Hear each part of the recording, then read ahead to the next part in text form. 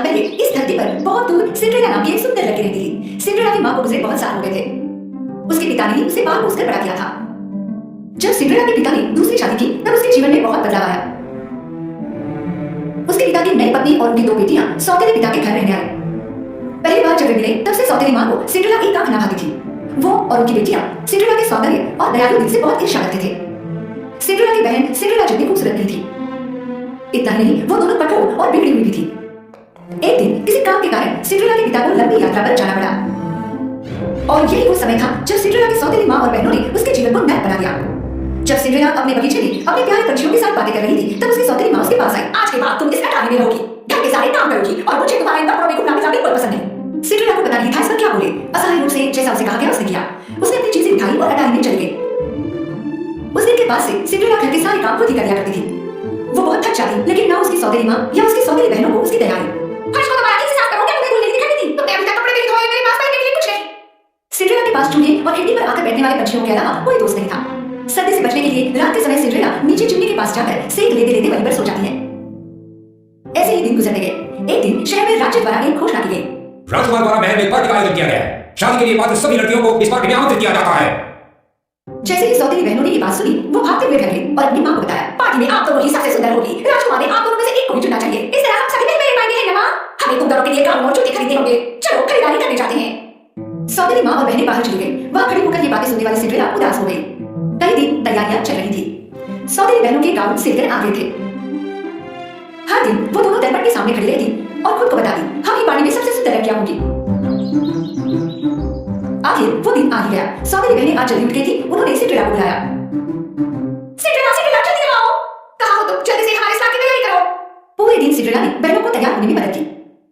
जरा धीरे धीरे बैठ करो, सारा पानी खा लो क्या? शाम तक दोनों पानी के लिए तैयार हो गई। तुम दोनों सुंदर दिख रही हो, बहुत सुंदर। सिंड्रेला ने सारी हिम्मत जुटाई और सौतेली माँ से पूछा, क्या मैं भी पार्टी में आ सकती हूँ? कौन तुम? हाँ, उन्होंने सारी युवा लड़कियों को बुलाया है। क्या पार्टी के लिए ये तुम्हारी पोशाक है? राजकुमार को अपने लिए पत्नी चाहिए होगा नहीं? चलो लड़कियों, पार्टी के लिए देर हो रही है और तुम याद रखना सोने से पहले सारे काम हो जाने चाहिए। सौतेली माँ और बहनें पार्टी के लिए निकल गई और घर पर अकेली सिंड्रेला रोने लगी। मैं पार्टी में क्यों नहीं जा सकती? अगर आज मेरे माता पिता यहाँ होते तो ये सब नहीं होता। उसी समय एक उज्जवल प्रकाश दिखाई दिया।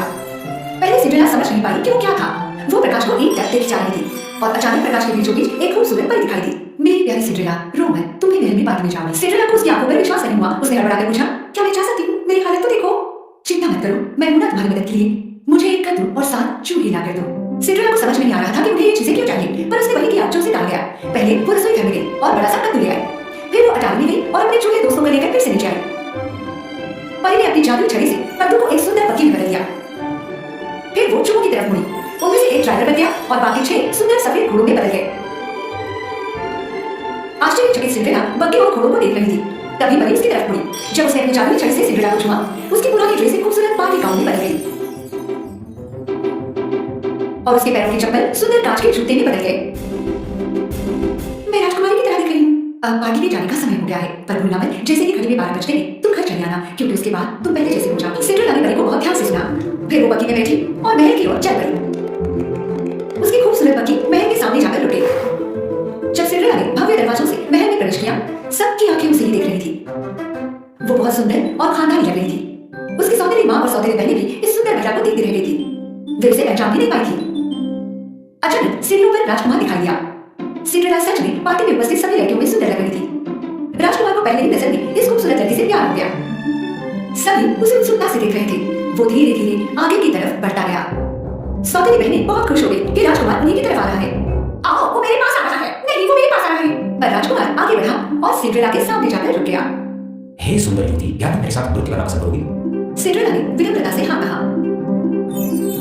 राजकुमार और सिंड्रेला ने उत्सुकता से देख रहे आमंत्रितों के बीच नृत्य करना शुरू किया। सिंड्रेला संगीत और नृत्य से इतनी प्रभावित हो गई, उसे लगा मानो महल में वो और राजकुमार है, बस दोनों। वे दोनों देर रात तक नृत्य करते रहे। सिंड्रेला को पता ही नहीं चला कि कितना वक्त गुजर गया है। अचानक उसकी नजर घड़ी पर पड़ी। आधी रात हो चुकी थी।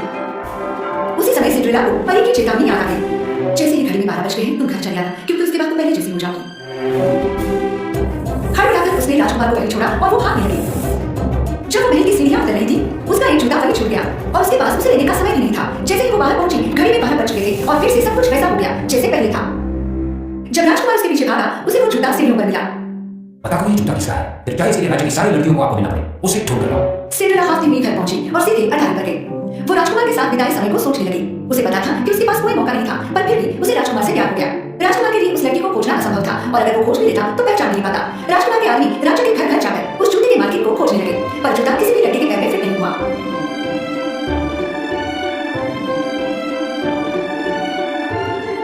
अंत में राजकुमार के आदमी सिंड्रेला के घर पहुंचे।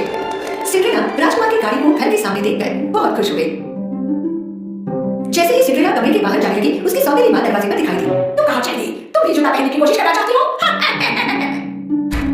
व्यंग्यात्मक हंसी के साथ सौतेली मां ने अटारी का दरवाजा बंद कर दिया। नहीं, कृपा करके दरवाजा खोलो। कृपा करके प्लीज। इसीलिए पहनी ये बात है। राजकुमार और तुम्हें क्या समानता होगी भला? आदमी ने पहले पति बहन को जूता पहनाया, पर उसके पैर के लिए बहुत छोटा था। देखो मेरे पैर में कितने अच्छी तरह से बैठ गया। फिर मोटी पहनने की कोशिश की, पर जूता उसके पैर में जा ही नहीं रहा था। शायद हमने दूसरे पैर में कोशिश की होती। उन्होंने कोशिश तो बहुत की, पर नाकाम रहे। सिंड्रेला ने खिड़की की तरफ दौड़ने की आखिरी कोशिश की, पर खिड़की बहुत ऊपर थी। वो रोने लगी। उसे रोता देख उसके चूहे दोस्त उसके पास आए। मेरी सौतेली मां ने मुझे पैक कर रखा है, चाबी उसी के पास होगी। चूहा दरवाजे के नीचे से फिसल कर बाहर आया। सौतेली मां दरवाजे पर राजकुमार के आदमियों के साथ खड़ी थी। आप कल क्यों नहीं आते? आज वो बहुत थकी हुई है और पैरों में सूजन है। चूहे ने सौतेली मां के सर पर कूदकर चाबी निकाली और ऊपर की ओर दौड़ा। उसने चाबी दरवाजे के नीचे से अंदर सटाई। चाबी देखकर सिंड्रेला बहुत खुश हुई। दरवाजा खोलकर वो जल्दी से नीचे की तरफ भागी। अरे ये तो बाहर कैसे निकल आई? कृपया रुकिए, जाइए मत, मुझे भी जूता पहनना है। सौतेली मां और बहनें ये सुनकर जोर से हंसने लगी। शांत हो जाओ। ये राजकुमार का हुक्म है कि राज्य की सारी लड़कियों में कोशिश करनी चाहिए। जब सिंड्रेला ने जूता पहना, सबको आश्चर्य हुआ क्योंकि जूता उसके पैर में अच्छे से फिट हुआ। सुंदर युवती, क्या ये बूट तुम्हारा है? सिंड्रेला ने गर्दन हिलाकर हाँ में भरी। कृपया हमारे साथ महल चलें।